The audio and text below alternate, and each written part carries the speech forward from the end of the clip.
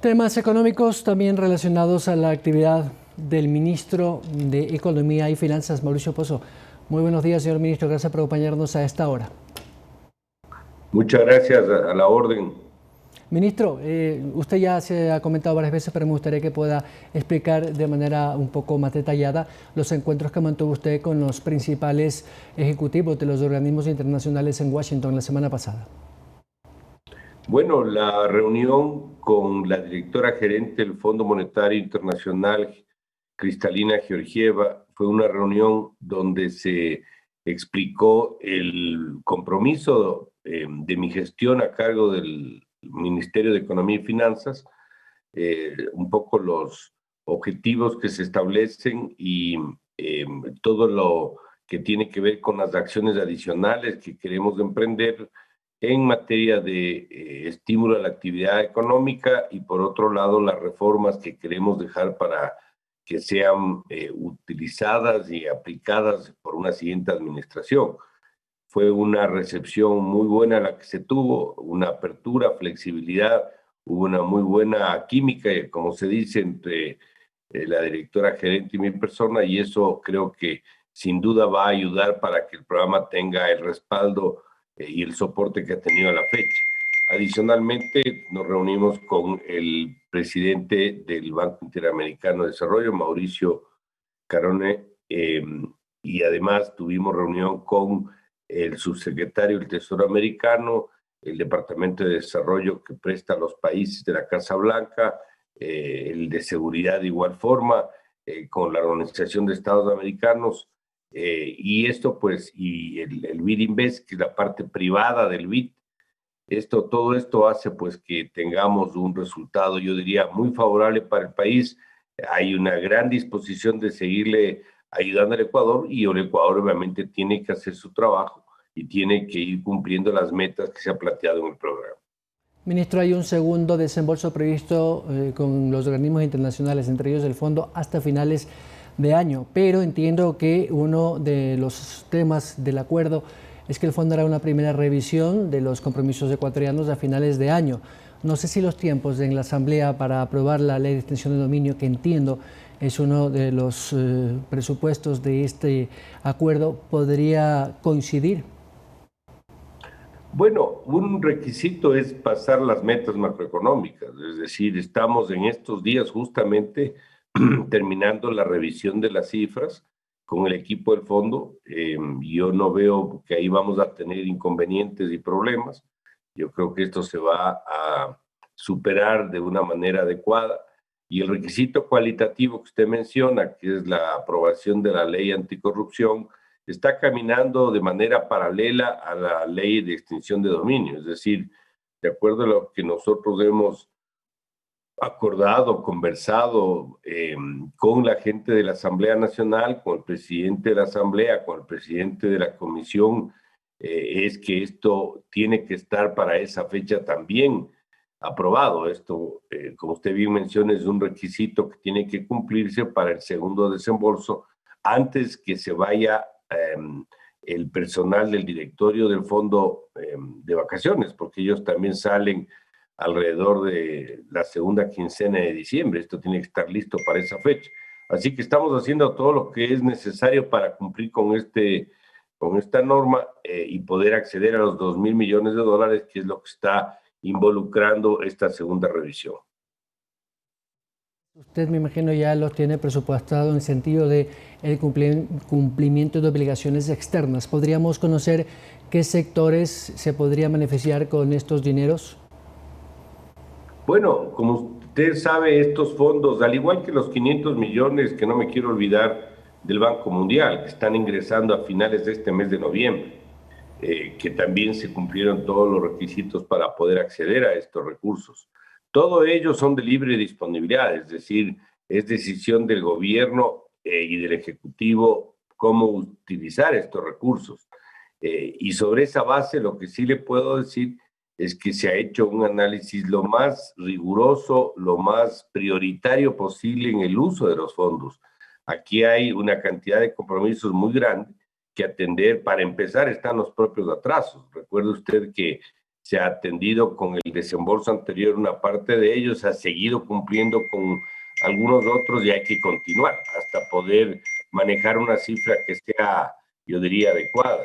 Por otro lado, tenemos que atender todos los compromisos que se avecinan. Los compromisos, por ejemplo, los propios compromisos de fin de año. Recuerde que hay un pago el doble de la nómina el mes de diciembre por el pago del 13º. Es decir, las obligaciones de transferencias de gobiernos seccionales, los pagos atendientes a proyectos, el sector de la salud que tiene emergencia, al igual que el sector de la educación. Es decir, la lista es muy larga. Lo que estamos haciendo es poco a poco, gradualmente, en la medida que entra la plata y el presupuesto sigue generando sus propios ingresos, atendiendo todos los compromisos. Pero entiendo que la prioridad podría ser, y si usted así me lo ratifica, el sector salud. Y le hago esta precisión porque hay un compromiso todavía definir entre Ministerio de Salud, Ministerio de Trabajo, y entiendo con también el aval del Ministerio de Economía para justificar los fondos de los médicos posgradistas que tienen que tener una proforma o un presupuesto previamente asignado para hacer esa contratación. ¿Está en ese grupo de los posgradistas ese primer dinero que vendrá, entiendo, para el sector salud? Sí, bueno, eso ya lo comenté yo hace semanas atrás, de que efectivamente el sector salud es prioritario y dentro de eso está la atención a aquellos que han participado en esto del COVID.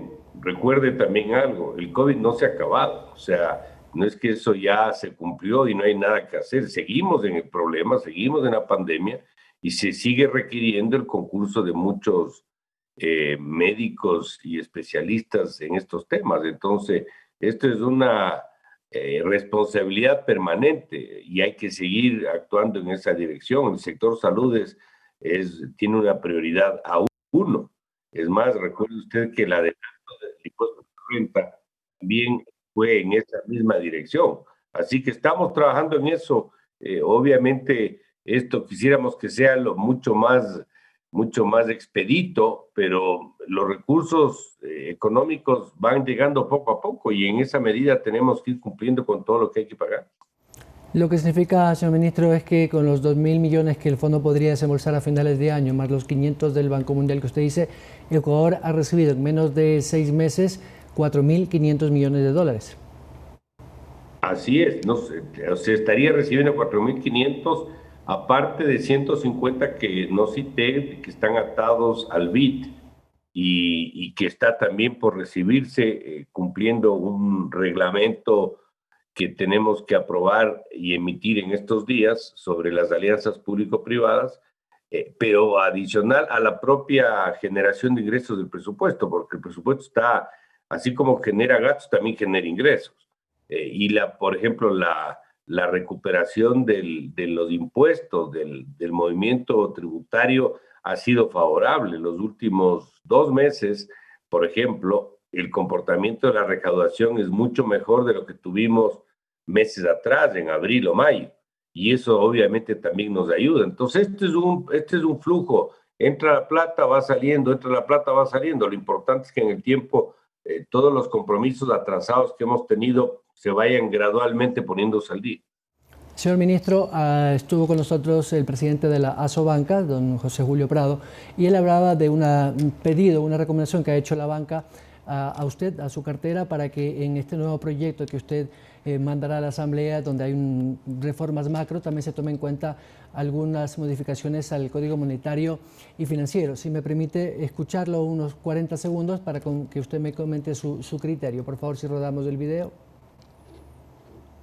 Que podamos avanzar sobre una reforma puntual que mejore la normativa bancaria y nos acerque a la normativa internacional que se llama normativa de Basilea. La banca ecuatoriana quiere competir y quiere competir en las mejores condiciones, que son las condiciones internacionales. Sí, ese es el primer elemento. El segundo elemento es que tenemos que mejorar lo que llamamos la arquitectura monetaria y financiera, es decir, ¿cuál es el rol del Banco Central en dolarización y sobre todo en medio de esta crisis? ¿Cuál es el rol de la Junta de Regulación Monetaria y Financiera? ¿Cuáles son los roles de la superintendencia de bancos y de la CEPS, etcétera y demás? Y finalmente, el último elemento que tenemos que trabajar, y ahí entra lo que usted acaba de decir, es en generar incentivos tributarios, económicos, ¿no es cierto? Reducir, por ejemplo, el impuesto a la salida de divisas, reducir algunas cargas tributarias, fiscales y financieras que tiene el sistema financiero en su conjunto, que permitan hacer ¿qué? Dos cosas. Atraer a banca internacional para que venga al país y no tenemos ningún problema desde la Sobanca. Señor ministro, lamentablemente tengo que cortar porque tengo una cadena de la Secretaría General de Comunicación. Si me permite unos minutitos, escuchamos la cadena y sigo compartiendo con usted. Muy gentil, ministro. Vamos con la cadena.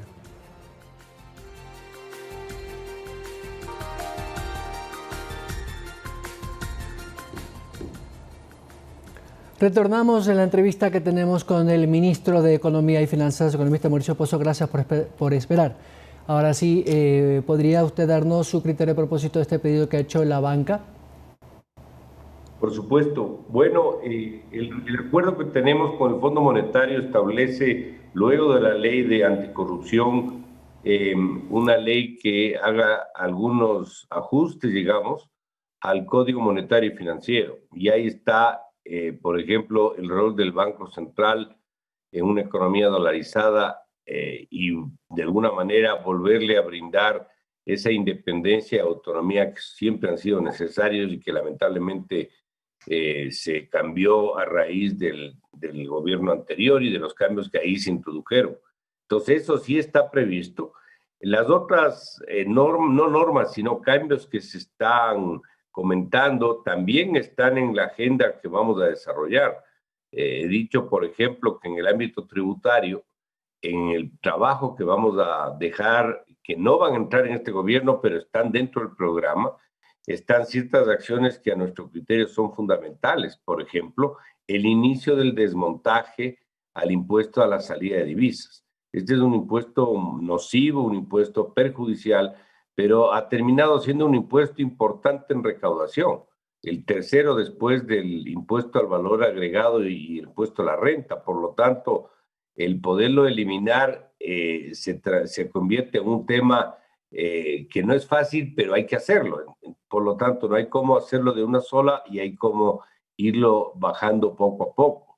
Asimismo, da la tranquilidad necesaria a los mercados con esta decisión y otras para atraer inversión, donde yo estoy absolutamente también de acuerdo en el tema de la banca internacional. La presencia es muy marginal y eso va a ayudar a abaratar costos, a meter presión para que ciertos valores se reduzcan para beneficio de la ciudadanía. Así que estamos caminando en esa línea sin duda alguna.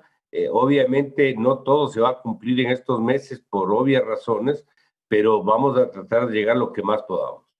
De lo que entiendo, señor ministro, de esta reforma integral que usted quiere plantear, ¿habrá la eliminación o cambio de algunas cargas impositivas? Bueno, el objetivo que estamos persiguiendo, en primer lugar, es un objetivo para simplificar, racionalizar, eliminar algunos impuestos y eventualmente revisar otros. Es decir, es una reforma que va a tratar de cubrir todo el espectro. Y adicionalmente, estamos en la línea de una revisión integral del tema arancelario. El tema arancelario legalmente no es un impuesto, pero es una tarifa, digamos, que depende mucho más del Ejecutivo, pero también es un costo de producción. Y hay algunos niveles que están por encima de los países vecinos que nos genera un problema de productividad y de competitividad. Entonces ahí también estamos trabajando, es decir, este tipo de acciones en varios ámbitos son los que nos van a permitir tener una recuperación económica más dinámica, que es lo que el país necesita. Lo que significa, señor ministro, es que si se eliminan algunos impuestos, se podría, del dinero que no va a entrar por esa recaudación, compensar con otros. Y me imagino que están haciendo análisis muy técnicos para saber en qué sector podría, que goza de buena salud, aportar para el próximo año. ¿Cree usted que efectivamente habría los votos necesarios en la Asamblea como para aportar en esta reforma? Bueno, todavía es un poco prematuro anticiparse para eso. Lo que sí es verdad es que un gobierno que inicia funciones, el que tome posesión en mayo próximo, va a tener una fuerza política que es bastante natural en un gobierno nuevo, un gobierno que recién se inicia. habrá que ver la composición de la Asamblea, la relación entre ambos poderes, para anticipar una respuesta a lo que usted menciona. Pero lo de fondo es que esto no es un tema del gobierno, no es un tema del Ministerio de Economía. Esto es una necesidad del país. El país necesita una reforma laboral, el país necesita una reforma pensional, el país necesita una reforma tributaria.